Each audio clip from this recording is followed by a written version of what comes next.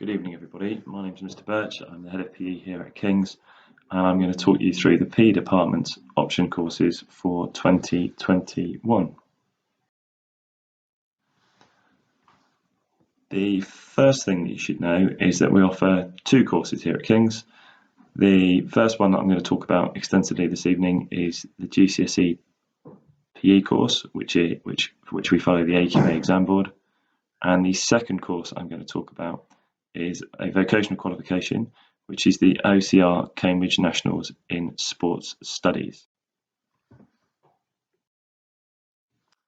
First off, I'm going to refer to the GCSE PE course delivered by the AQA exam board. It is comprised of a 30% practical assessment, a 10% coursework assignment, both of which happen here at King's, and then 60% of this course is via external examination, which takes place at the end of year 11. So first off to the practical component, which comprises 30% of the grade, and this is derived from 3 different practical assessments. Pupils are assessed in one team and one individual activity, and they can also choose one more from either of those two families. So if they're particularly strong in team sports, they would probably pick they would eventually have 2 team sports and 1 individual. If they're very good at individual activities, it would be one team and 2 individual. And it's really important to stress that pupils must maintain a high standard of fitness throughout the duration of this course.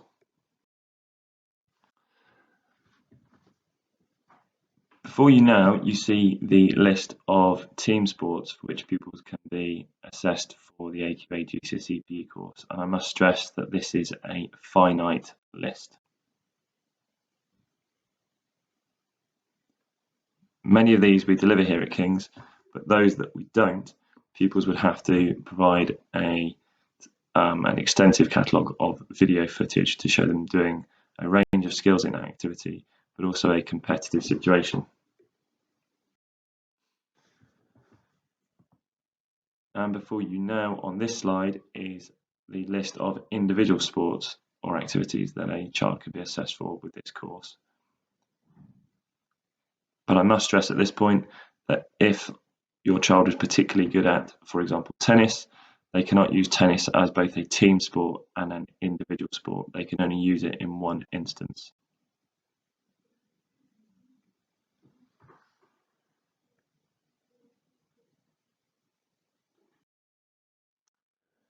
And so on to the theoretical component.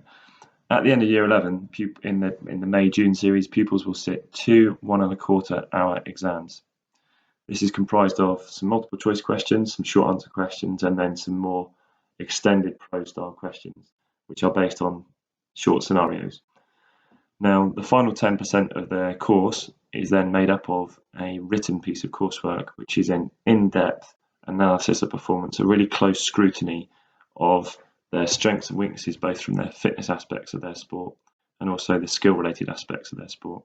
And this is a very detailed and well-presented piece of work. We also offer as a department an accelerated GCSE PE course for those pupils whose options forms are rapidly filling up and otherwise perhaps wouldn't take GCSE PE. This is exclusively for Band 1 pupils who are highly competent in at least 2 sports and who we feel could cope with the challenges of taking a GCSE just across the duration of year 10. To try and ease some of that burden, we do offer after school sessions throughout the summer term of year 9 for those pupils who have elected to take this course at the start of year 9, which would be mandatory and ensure that they hit the ground running. I must stress that this is very, very challenging. The pupils are effectively sitting a GCSE or studying for and then sitting a GCSE in less than 12 months. So it really does put huge demands on the pupils. And the final say with whether a child can or can't do this course rests with the PE department. And so on to the syllabus.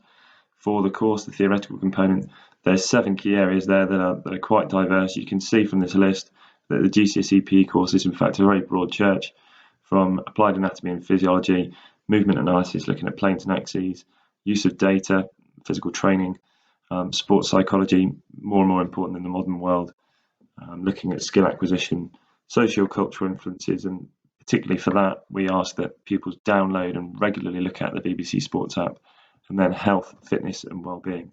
So it really is quite an eclectic range of topics, and it's a very, very diverse and enjoyable course.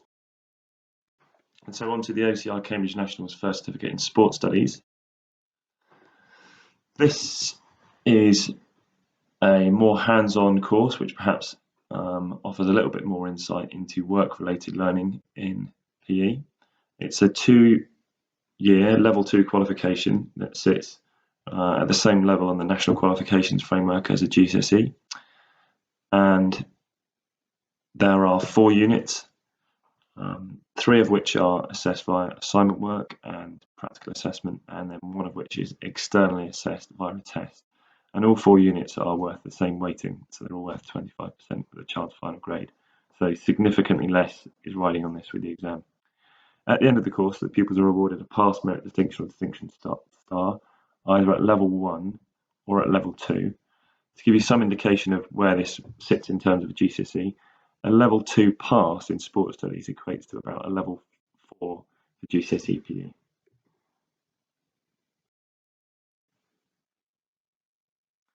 And before you know, you see the course content for the OCR Cambridge Nationals in Sport Studies. The contemporary issues in sport, the pupils sit in year 11, and again for that we ask that they download the BBC Sports app and look at it very, very regularly, because it offers actually a wealth of examples that they can understand and refer to in their responses. For the developing sport skills, we historically have focused on basketball because we have relatively small numbers take this course, and then we've also looked at badminton as an individual sport. So we focus really sharply on 2, really try and improve pupils' acquisition of skill across those 2 activities. For the sports leadership course, they'll take that unit in year 11, and this gives them an opportunity to understand how to plan and deliver content and risk assess practical sessions. And then once they've delivered it to some younger pupils in the school, they plan a session, they deliver it to younger pupils in the school, they then reflect and evaluate this much like a teacher would. And then the other unit of work, which is quite often the deciding factor for some pupils, is developing knowledge and skills in outdoor activities. And this again is a very practical, very hands-on unit of work. We're very fortunate to have an outdoor climbing tower at King's, so they'll be spending quite some time on that. But crucially as well, pupils are pitted against the great outdoors, and they understand what it takes to succeed in this environment and to really bring that to life.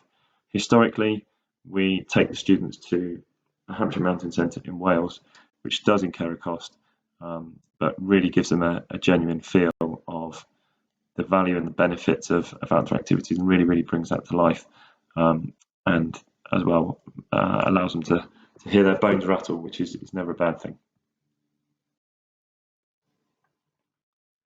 With the Cambridge Nationals, pupils still largely enjoy 1 theory and 1 practical lesson a week, and it can take you to exactly the same place as doing GCSE PE. So don't be put off by the notion of, oh well, my sports journey might end here. That's not the case at all, because they could study a vocational or an A-level option at 6th form, followed by a sports-related course at a higher education institution. So please do be assured by that.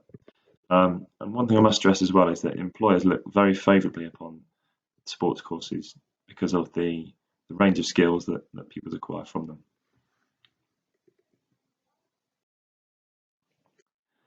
On either course, pupils must produce well-written, neatly presented work, but this is especially so with the sports studies course, where they're looking to do this on 3 different units. Pupils have to be prepared to give up their own time, and some instances this is before school to come to before school badminton club. They need to retain information, so they need to focus and work hard. They need to be fully prepared. We can't tolerate anybody taking either course who regularly forgets items of their kit or deliberately doesn't bring their kit because it's raining and they don't fancy it. We really need people who are going to be all in. And a success criteria really is that you're physically active, you enjoy sport and physical activity, and you've got a general interest in it. We would like to think that PE has been one of your favourite things in the time you've been at the school. So there's 2 options, a GCSE or a vocational course. And in terms of careers, they really are highly regarded by employers because of the personal, social, mental, and physical skills, but as well the opportunities that sports courses afford for building great character in people. So it's not to be scoffed at. And there are plenty of people all around the UK and all around the world who, as a result of a sports course, have now found themselves in PE teaching, as have pretty much the entire PE department here at King's, physiotherapy and sports therapy, which are becoming um, more and more prolific in journalism, particularly sports journalism, in marketing, particularly sports marketing, and in tour operating. We enjoy a sports tour every year, and quite often those people running those courses have got sports qualifications. And then there's also the value that these courses afford the armed forces and the police.